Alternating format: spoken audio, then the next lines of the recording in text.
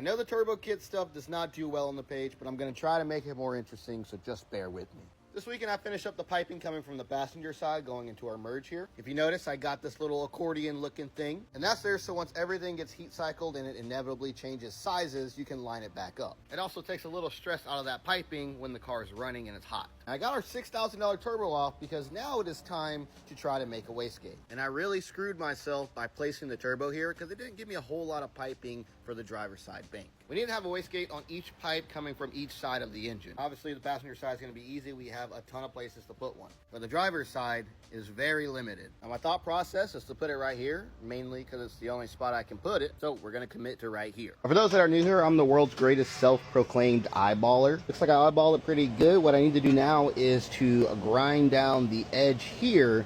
That way it sits flush on the pipe.